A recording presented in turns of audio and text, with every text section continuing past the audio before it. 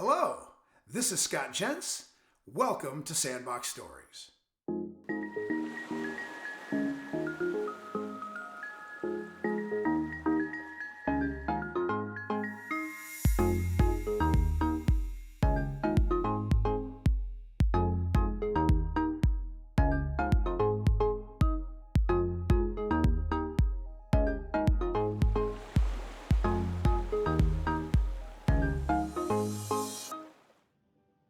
Hello, and welcome to the Sandbox Story, which is an interview with Mr. Jim McGrann. Hi, Jim. I'm really grateful to have you joining Sandbox Stories for this episode. How are you, Scott? Great to be here. My pleasure to be here, actually. Luke, excited to spend some time chatting with you. I appreciate that. We've known each other for a long while, but I'd like to understand a lot about you more. So, this is really interesting. You're the first non-ECP to be on Sandbox Stories interviews, and you've lived a career of supporting ECPs. I'm really grateful for that commitment. Tell us a little bit about how you got involved with ECPs at that point in your career. Absolutely. Well, one, it's an honor to be the first non-ECP, so thank you very much. And you're right, especially now, working with and supporting and being there for independent eye care professionals is what I spend my days doing. But how I ended up here, the first half of my career, I was an IT consultant. I'm an engineer by training, was an IT consultant for about 15 years. And then a good friend of mine who was the IBM rep at a company called Marchon Eyewear that a lot of people in the industry know, introduced me to the owners, Al Berg, Larry Roth, and Jeff White.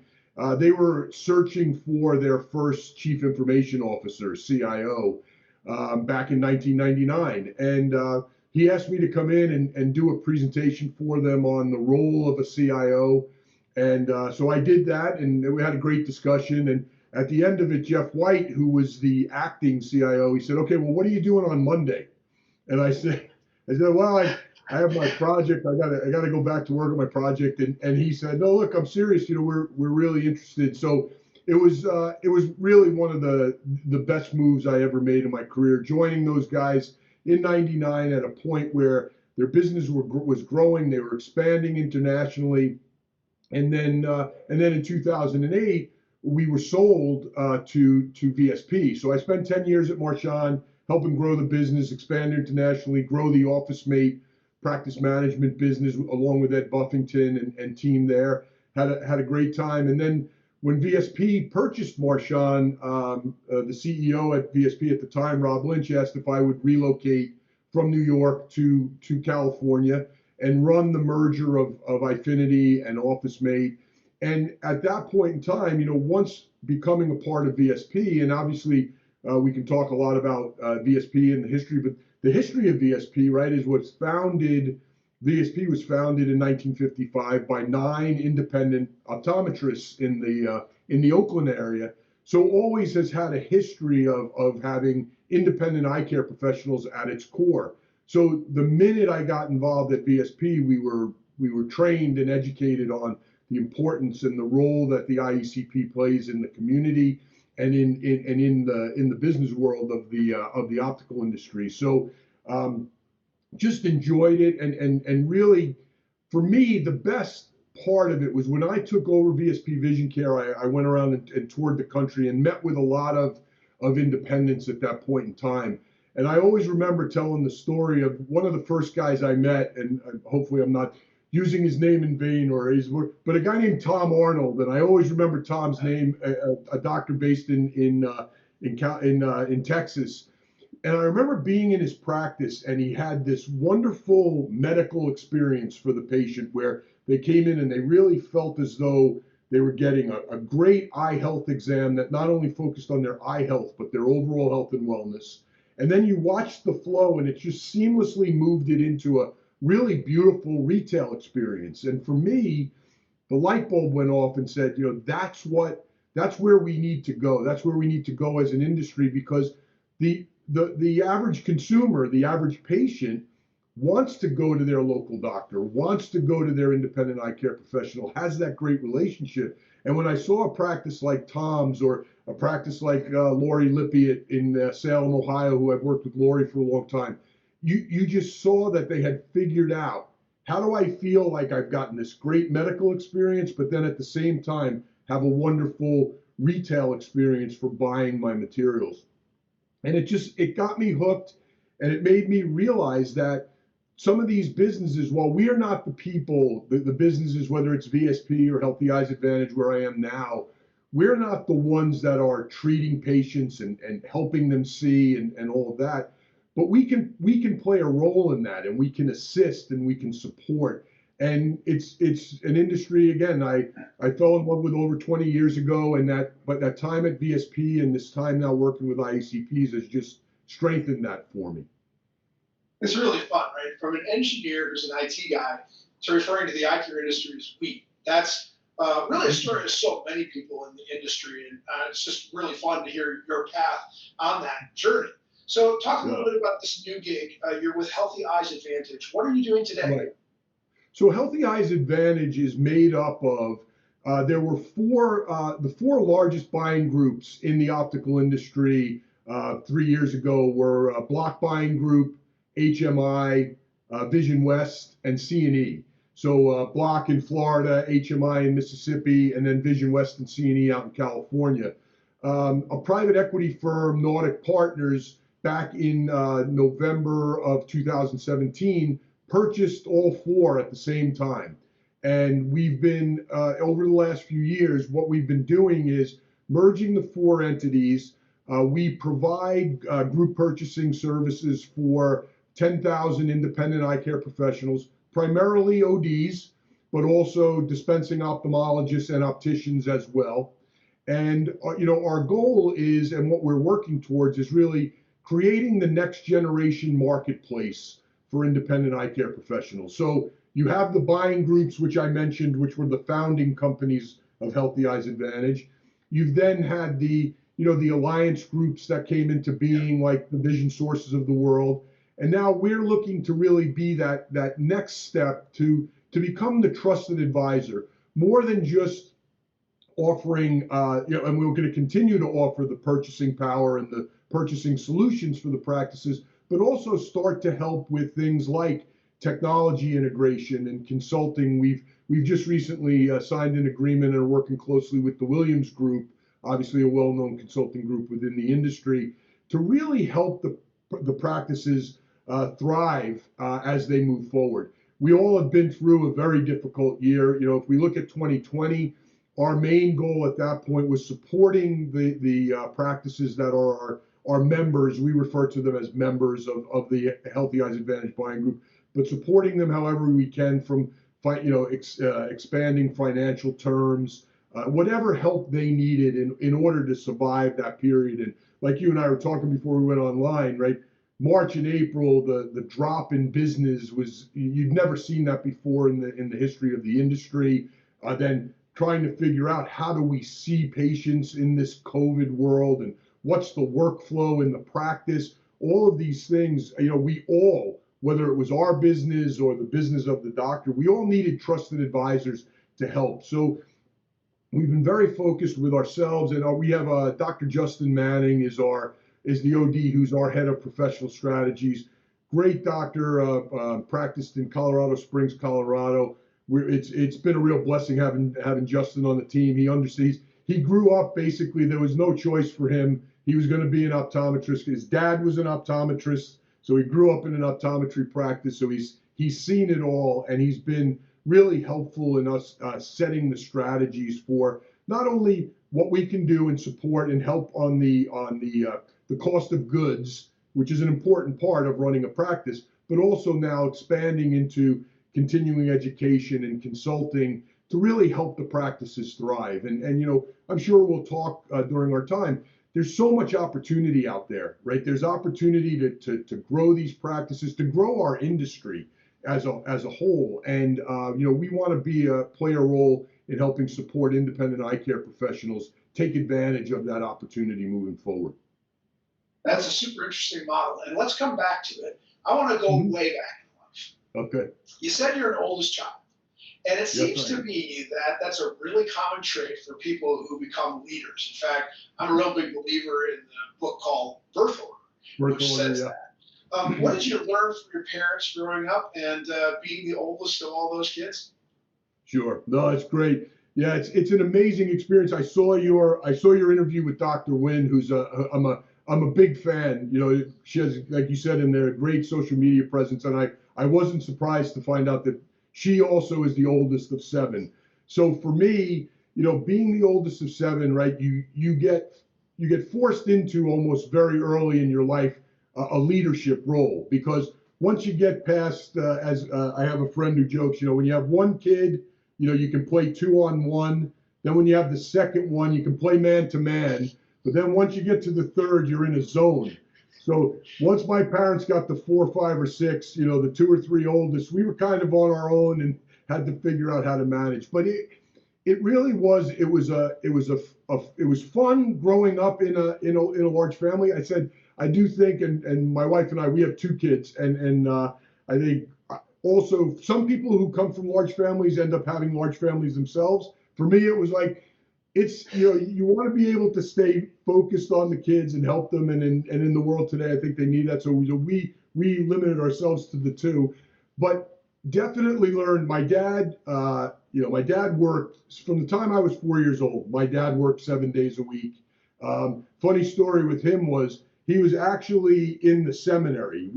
I was raised Catholic.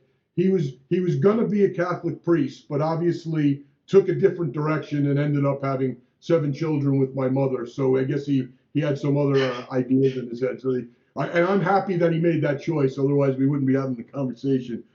But I think what I learned from him was a couple of things. One, work ethic. You know, obviously you have 7 kids, you're going to have to work to provide. From the time I was 4 years old, he worked 7 days a week. He worked at what's now Empire Blue Cross. He was a national account rep in Empire Blue Cross for almost 40 years.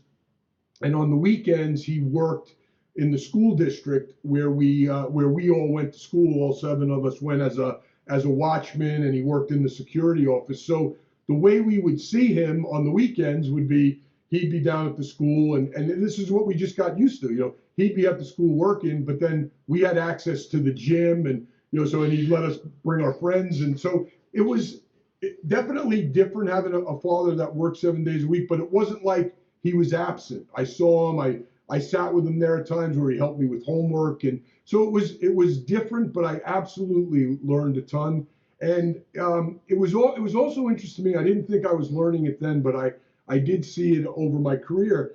I remember him talking about why he joined Blue Cross when he first got back from Korea. He served in the Korean War. And he said he wanted to go work someplace that was focused on helping people. And in the beginning, the Blue Crosses of the world, they were set up to make sure that people had access to health care and were able to go in and see their doctor. And he loved that. And I saw he loved the part of, if someone had a problem with a claim, spending hours fixing the claim. But then over his career, the business shifted, right? Got more business focused, started saying to him, listen, you can't spend 2 hours on that claim.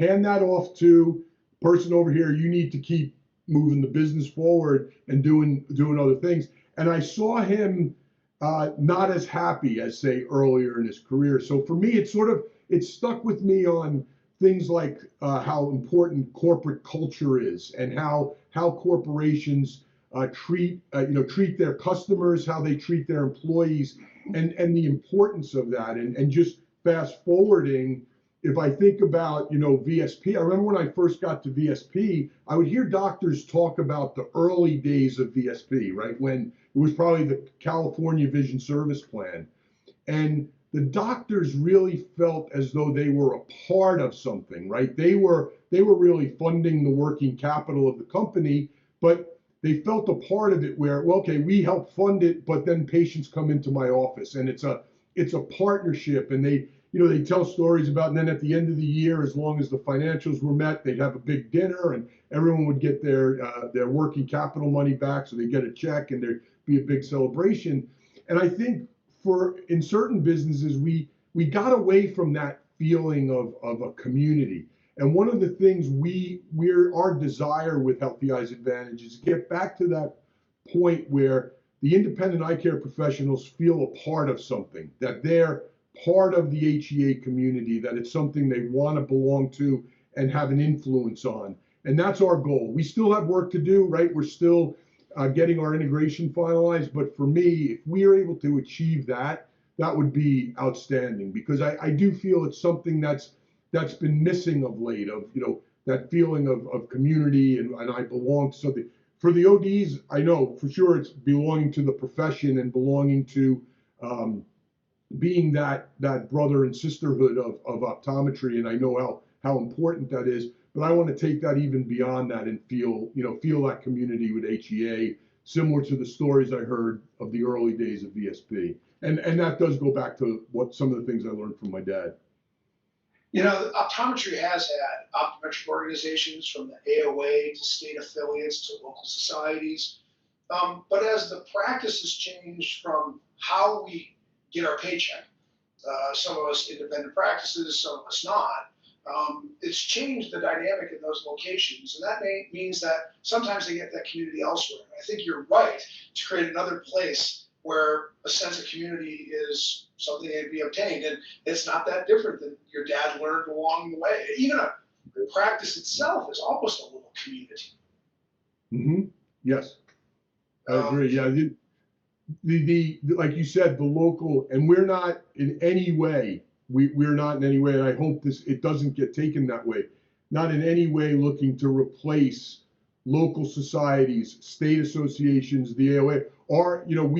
We have partnerships with over 20 of the state associations that we work very closely together, where they help support us, we help support them. That's what I mean by the community, is supporting those communities that are already there, and then also saying, so that someone really feels proud that, hey, by the way, I'm also an HEA member and I do these things with HEA and with my practice on top of what I get from my other societies and organizations. Yeah, I mean, every business owner can look at the overlapping Venn diagram, them being in the middle of these circles that intersect, and it's not ever been construed, and I would not allow it to be construed as HEA is saying we're going to be something different, come to us only. No. It's a matter of adding. So that's what I would really want to applaud. Okay, so you shared with me some interesting stories in life. First of all, your college roommate and best man at your wedding went on to become an astronaut? Exactly, yeah. He's still a great friend. We see him all the time. His name, some of you may have seen him on the Big Bang Theory, Mike Massimino. If you're a fan of the Big Bang Theory, he one of the characters was becoming an astronaut, and he coaches him. Very, very funny if you see those episodes. But just a great guy. We met first day freshman year, hit it off, and we've been friends ever since. And it's just amazing to see what he's done and accomplished. He was on 2 missions to the Hubble telescope and repaired the Hubble telescope twice. And but is the most down-to-earth, wonderful guy you'd ever want to meet. So maybe someday we'll get him on we'll get him here in the Sandbox. He's a lot more interesting. He's actually held the Hubble telescope in his hand. I've only shaken his hand, but it's been interesting because I got to go to one of his landings, which is a very special. They have an area set up for families, and it was really cool to, they tell you what's going to happen. You hear the sound barrier broken twice as the nose and the tail come into the atmosphere. Just really, really cool. And for me, that was an amazing day and so great to see him. And then I remember fast forward thinking of him. He wasn't there, but that poor mission where the people coming back, I think it was the Columbia where they didn't make it back.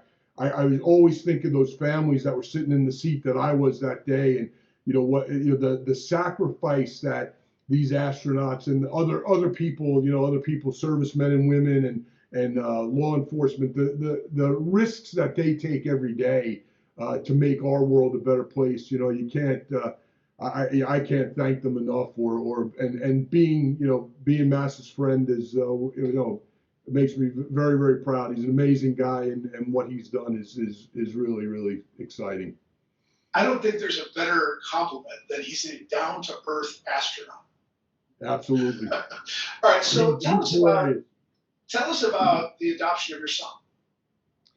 Sure, yeah. So our second child, our daughter Taylor, was born in 1990, and like a lot of couples, we had some challenges having Taylor, and then we thought, through with our doctor, we had gotten it figured out, but then my wife sadly had a couple of miscarriages, and one day we saw my daughter playing with our nephew, who's about the same age, and we realized, I don't think we want to stop at one, but we're having these medical challenges to have a second one. So we started to look into adoption. And at that point in time, I don't know if you remember, but there was a story going on called Baby Jessica, where she had been adopted, was with a family for 2 years, and then her mother had been in prison or was a drug addict or something. And then the adoption laws weren't solid at that point, so the baby ended up being given back to the mother when she cleaned herself up and got and you can argue and discuss all of these things, but we watched that and we said,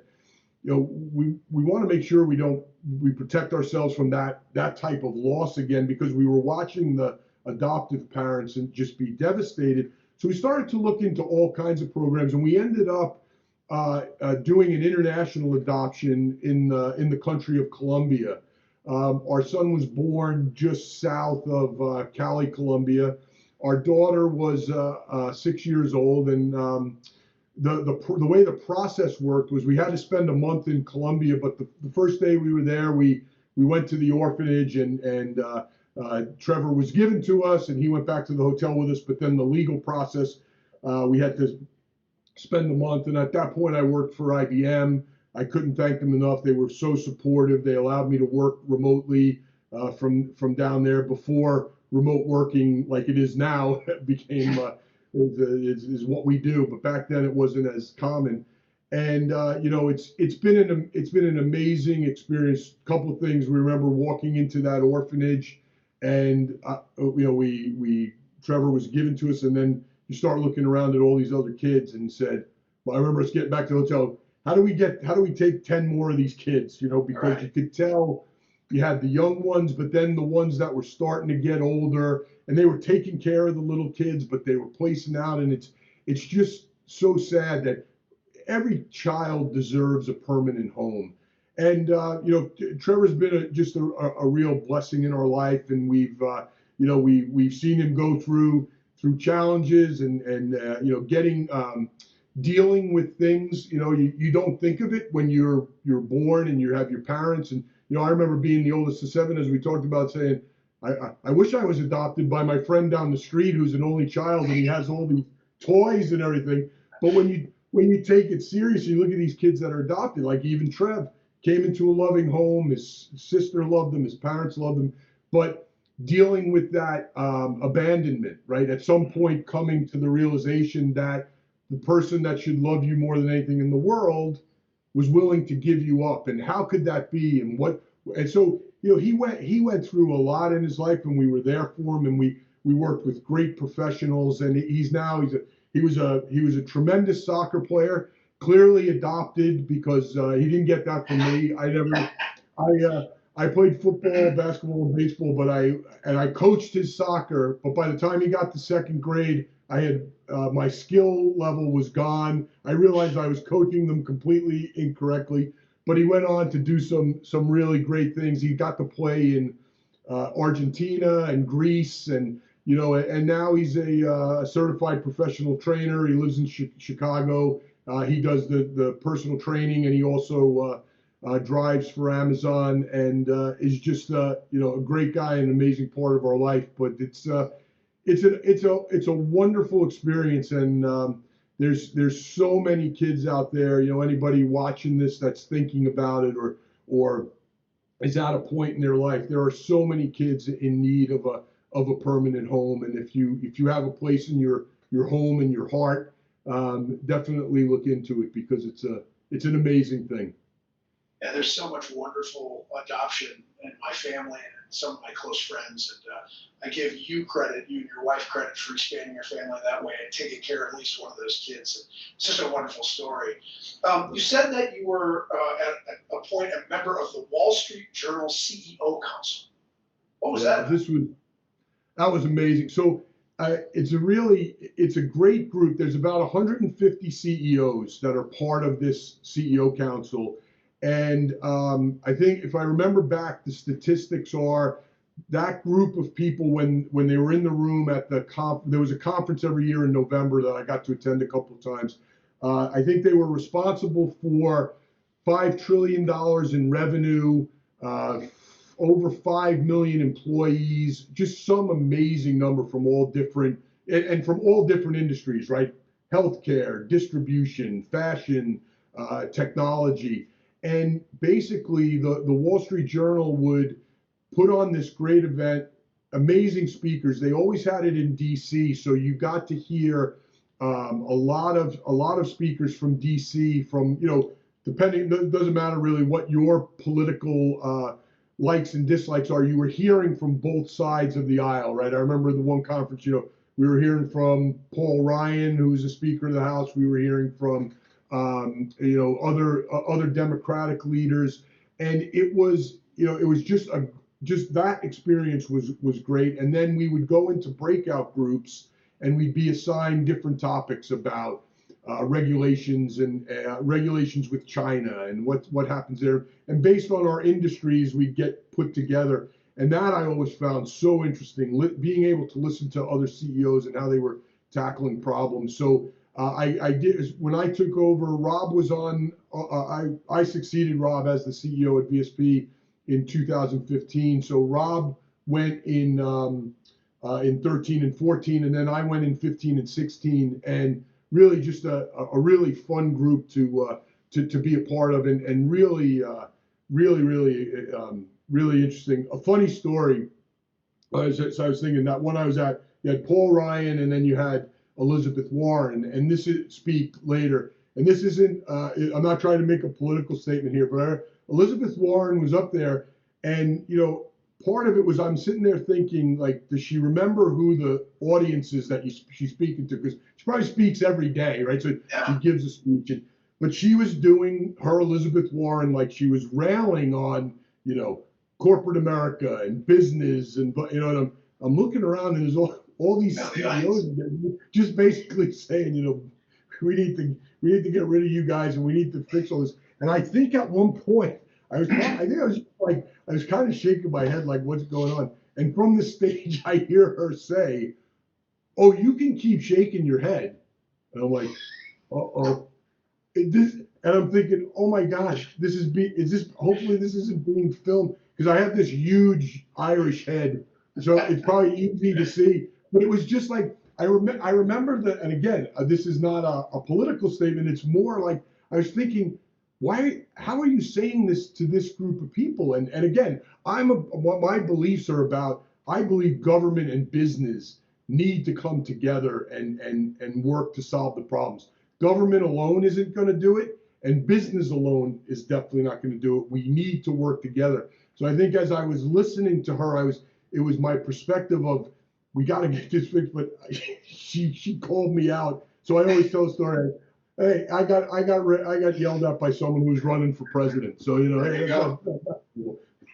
As a side note, I mean, my CEOship was of a smaller company than what you've experienced, but I took a CEO at the bottom of the food chain approach to business. That the people on the front lines are really the most important. And I suppose that whether it's Paul Ryan or Elizabeth Warren, or put in the contemporaries of today, that the reason the CEOs, the salaries that they're paid, the compensation they receive is looked at as awful, is that it's out of line with those at the front line.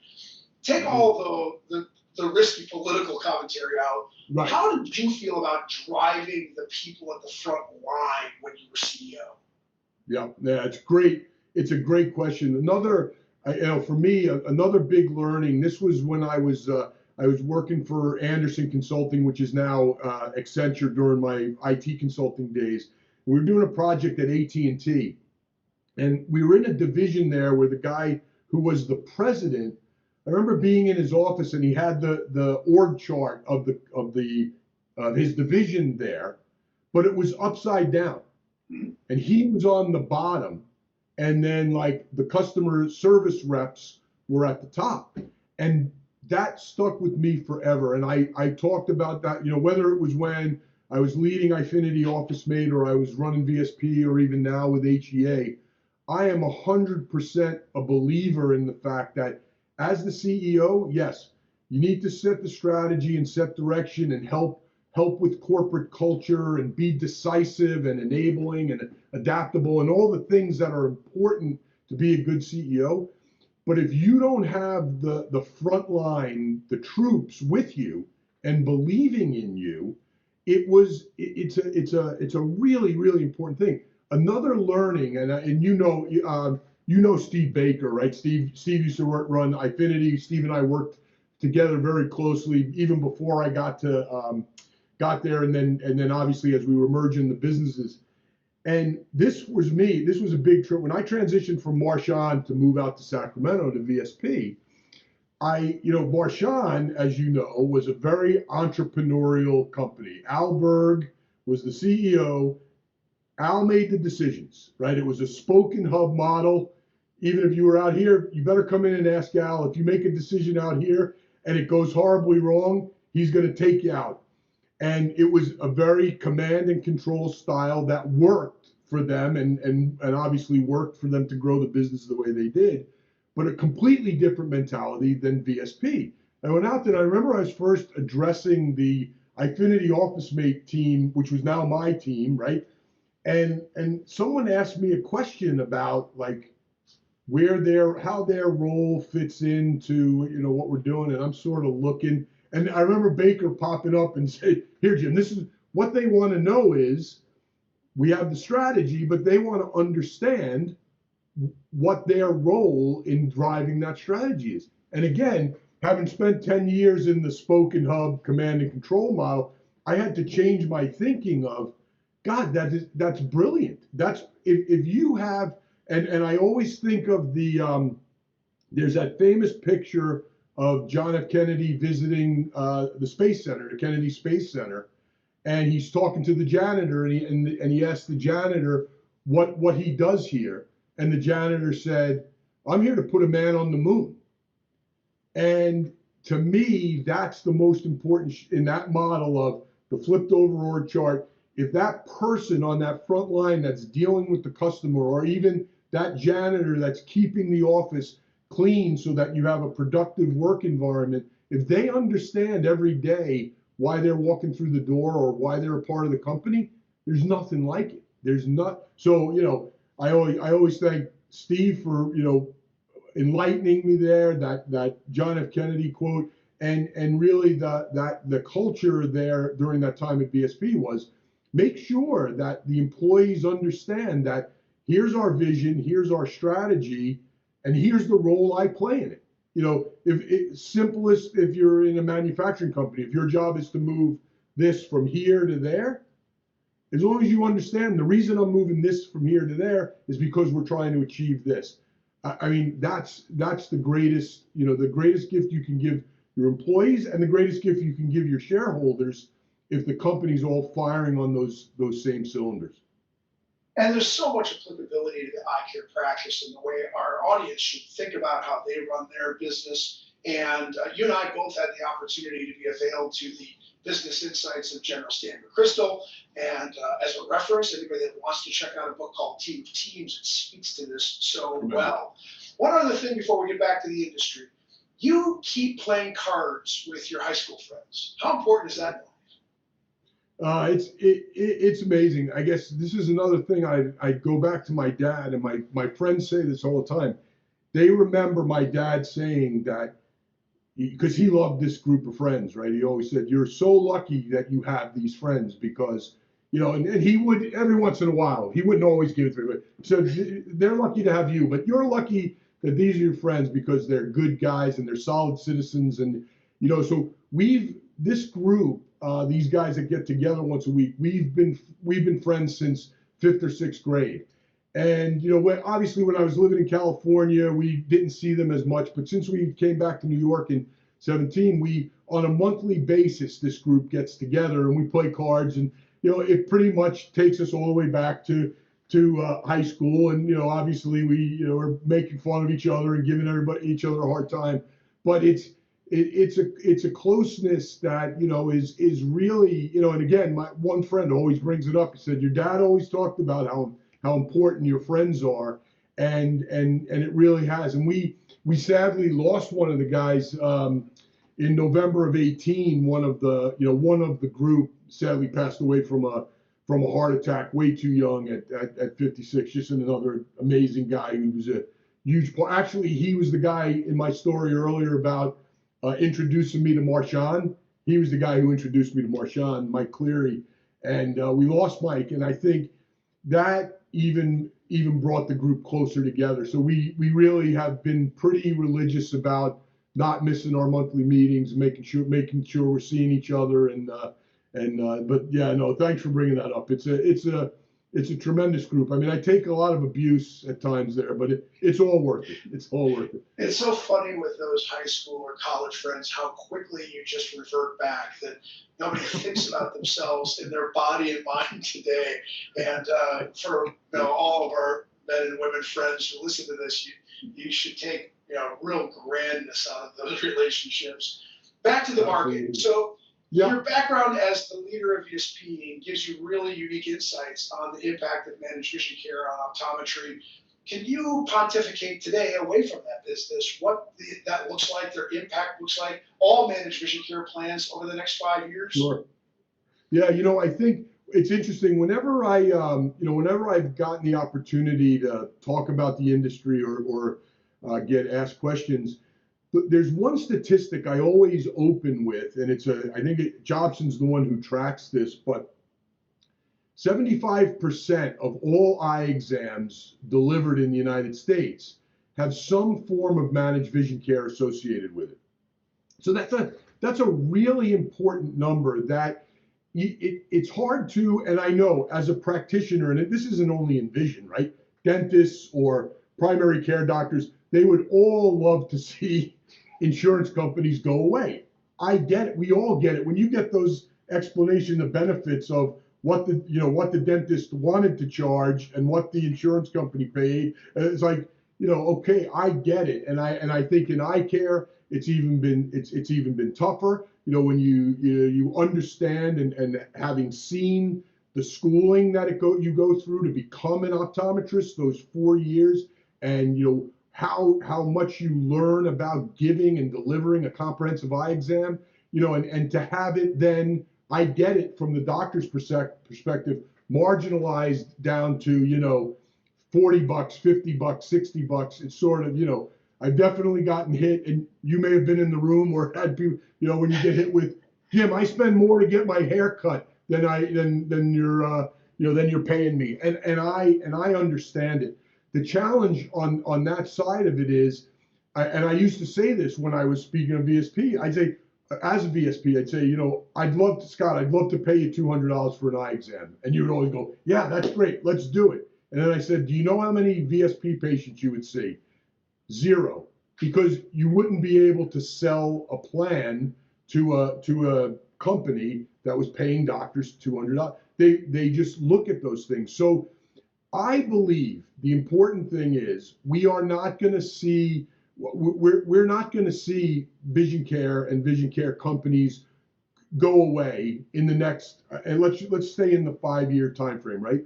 So what we have to figure out is we have to understand, how do we leverage these 75% of these eye exams that are coming in that have some form of managed vision care? How do we ensure that we're able to effectively see them in our practice, and obviously figure out the ways to make money on that person coming in the door? Because at the end of the day, yes, being a doctor and the eye health and overall health and wellness of the patients is paramount. But in order to do that, you have to be running your business, which, as we talked about earlier in the example about, you need this great medical experience and this great retail experience, and it isn't simple. But on the managed vision care side, I think there's a lot of things that can be done. One, consumers absolutely need to be better educated by the plans, or maybe it's by the doctors, on exactly what their benefit is. What's the coverage? I've seen so many times where a patient walks in and there's just after the exam's usually fine and they get it, either they pay a $15 copay or it's included or whatever. But once you get into the materials purchasing space, the confusion and then the frustration of the consumer, you just see it. It gets heightened. They don't understand. Okay, what's my frame allowance? What's my lens and nut allowance? Do I get this coating or not coating? It's way too complicated. So just because we know those plan members are going to be showing up in practices for the foreseeable future, it's how do we educate them on what that benefit is worth to them? Because it does have a value, right? It's really a prepaid discount that they're entering the practice with. And then it's how do you take that to the next level? Then, very important, and I know you know this again, because both our software businesses, right, always we're trying to figure out the best way to help doctors with frame board management and practices, having the right mix of products. And again, I'm oversimplifying, and I know I am, but we have to help figure this out, especially for the independent, is you want to be able to, in your office, have a product that can keep someone that's going to go willing to walk out the door and buy frames on Zenny Optical or other online players. You have to have an answer for that, all the way up to you have to have an answer for the person that really price is no object and I don't care and I want to have a high-end designer frame with the best lens. And I get it, trying to manage that inventory, but I do feel like a lot of times we miss the opportunity because we don't have the proper product mix within that dispensary to meet the needs. Because if you really think about it, there should be no reason for someone who's shown up in your office with this prepaid discount and this relationship with you, the most important thing, the doctor-patient relationship, why they should ever leave. And having that right product mix is key. And there isn't, a lot of companies have tried, a lot of individual frame companies have tried with the solutions, but again, sometimes that comes across too self-serving, like it's my frame company is going to manage your frame board. Well, yeah, but often it is self-serving. Yeah, right. So we have to come up with more of an industry-wide solution that helps independents say, based on where my practice is, what my managed vision care mix is, the types of patients I'm seeing, these are the frames and lenses I should be offering in my practice. And right now, there isn't a solution for that yet. My sense is that you hit it right when you said that 75% of inbound patients are coming with a managed vision care plan coverage. And there's got to be education. That the education, I think, is incumbent upon the managed vision care plans, and that the value that they try to explain and do it over and over again is that you get to see a valued eye care professional. Where we all know that for the most part, the reason there's negativity to that person coming in with a plan is that the patient perceives it as access to a discounted product. And it seems like a nuance, but I don't think it's that nuanced. And I hope that anybody who's listened to you and me today that's from that space would think about continuing to tell the story in the way, who is really the hero? The hero is the doc. And if we can get that story updated, that will help. Go back to Healthy Eyes Advantage. In the next couple of years, you've got this sort of place where a person can hang their hat, be a member. What is Healthy Eyes Advantage doing? Are there a tangible thing or two you can explain that will positively impact the profession? Sure. So, first and foremost, we are not going to get away from what these founding companies, the services these founding companies provided the practices, right? The reduced cost of goods sold, continuing on their behalf to negotiate the best pricing possible with, we work with over 250 strategic partners, strategic vendor partners in the industry. So the doctors really have ultimate choice. It's not us telling them, oh, you have to work with this contact lens company or this lens company, this frame. They really have ultimate choice within our model. So we're going to keep doing that, providing consolidated billing, which the practices like, where they can work with as many vendors as they want, but they get one bill a month so they can better manage their cash flow. And then for the vendors, we provide the service on the back end is that we pay the bill on behalf of the 10,000 independent eye care professionals, and then we have to go and collect it if they don't pay. So that core service, which is what the buying groups were founded on, stays, and it's our foundation. Where we really see it going is this next phase, and I'll start at the end point and then work back. We want to become the trusted advisor of the independent eye care professionals. We want them to feel a part of the HEA community. We want them to come to us with questions varying from things we've talked about: product mix, what technology should I have in my practice, how should my practice be structured, what should it look like, any kind of questions they've had. And we've seen it in other industries, and that's our ideal end goal. If we can get to that point where the doctor and the practice is feeling, hey, HEA is my partner in this, I want to get there. The way we're attempting to get there is, as we're completing our integration of the 4 businesses, right? We're moving to one standard IT platform. We're going to get to a single set of deals across each company. Obviously had its own deals, standardization across that.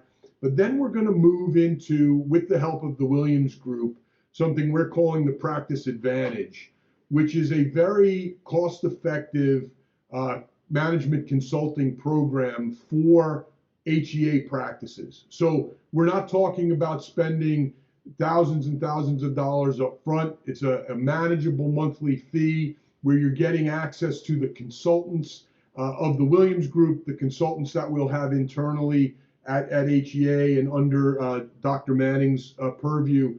And we're really excited that I think the consulting piece, the goal there is to really help the practices move to a growth path, show them how they can grow, how they can survive and thrive, help them with things like managed vision care and product mix and how to manage that within their space. So between continuing our core value of being the providing the buying group services, and then adding to it and supplementing it with the consulting and the training and the education, we believe we can get to that. We have to earn that trusted advisor role, right? I remember working with an HR professional at VSP, and we were talking about some people that were working for me, and we were talking about some challenges, and then I said something, and she said to me, well, Jim, have they given you permission to be their leader? And I rolled back to my Al Berg mentality of, what do you mean? I'm the leader. They should listen to me, right? But no, it's like, it was a very interesting point that those employees, those frontline workers, your team members, they have to give you the permission to lead them. And I feel the same way with the doctors, right? With the HEA members, we have to earn their trust. We have to earn their respect. We have to, earn their business every day. And hopefully we can get to that point where we earn this position of being their trusted advisor. But that's our goal and where we want to be. And so many optometrists have taken so many different bits and bytes of advice from so many different sources over time that I think sometimes they close their minds to what else can be said. How many different ways can I learn about fill in the gap, multiple pair sales? And my advice, or Sandbox Stories, is predicated on the idea of people consuming of a whole bunch of different types and never-ending pursuits of improvement. And I'm really glad you are doing that.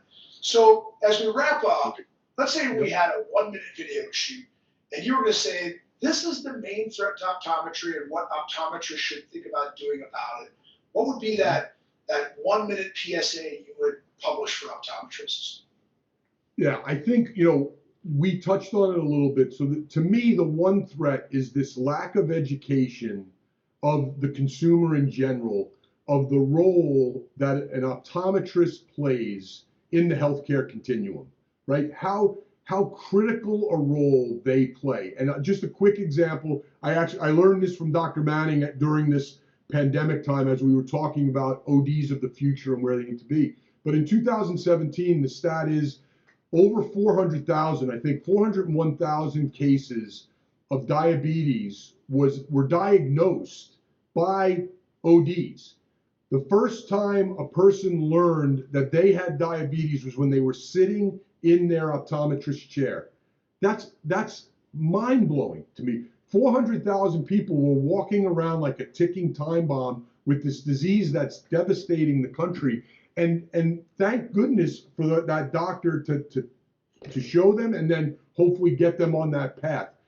The biggest threat is not spending more time, energy, and effort on educating the public of the role they play. One of the things I've loved of late, and I surely hope as we try to get the COVID vaccine pushed along, I'd love to see optometrists be one of those distribution points where people come in, they can get their COVID vaccine, and oh, by the way, you can get your comprehensive eye exam all in the same day. And then to me, right away, it flips the switch of how I think about that doc. That doctor's not just about ones and twos and what's I'm seeing better and upgrading my prescription. They're there to help me take care of my overall health and wellness. So to me, is the biggest threat is that us as an industry not getting behind that 100% and moving that along quicker. I think dentistry, and I know people have heard it ad nauseum, but they did such a wonderful job back in the day of promoting going to your dentist twice a year and the importance to your not only oral health but your overall health. We optometrists deserve that, and all of us in the industry need to figure out a way to support that and get that out. I think if that changes and that perspective can be changed and that education can happen, the sky's the limit, because you have so much opportunity. Aging population, higher incidence of eye diseases that sadly that we because of the high incidence of diabetes and diabetic retinopathy, those create opportunity in those practices that they need to take advantage of. And the other part, and my friends in managed vision care won't be thrilled for me to say it, but if you think about it, you have over 160 million Americans covered by some form of a managed vision care plan. And when you look at the total number of exams given in the year, it's so much less than that. So there's just that opportunity for people to leverage something that they already have that will increase the pie and grow the pie for the industry. So it's really about the opportunity. The opportunity is there, and we need optometry to achieve and get, and we need to help and support it, their rightful place in that healthcare continuum. And then I think sky's the limit. When I was working with the AOA committee that founded the Infant C program, we studied an article in the American Public Health Association journal that actually outlined the support of dental product companies, particularly toothpaste companies, in helping the public understand the importance of periodic care. I'm very fortunate to have both my wife's father and her grandfather having owned a dental supply business, and their mission, their entire time they were in business with both dental products for dentists and dental products for patients, was to commit to telling the story of the importance of going to see that person who takes care of your teeth. And so I compel all the product companies and managed vision care plans and everybody else to help tell the doctor's story. It's much more objectively received when it comes from them. And I know that we can look back on your story and your support as a non-ECP and what we do together as you talk about us as a we family. I can't thank you enough for all the things that you've done for ECPs, and it's really been an honor to tell your stories. Thanks for being here, Jim. No, it's my pleasure, Scott. It's been, and just quickly, just if I could, for me, the one of the greatest things I got to do during the time at VSP was spend a lot of time in our charity care programs and spend time on the mobile clinics. And again, like I said, it's the doctors that help the people see, and it always amazes me to watch you guys practice your craft. But watching someone who hasn't had an eye exam that's say 45 years old and has just had poor eyesight and just not realize it, watching them put glasses on and seeing a family member, or seeing, we always hear seeing the leaves in a tree.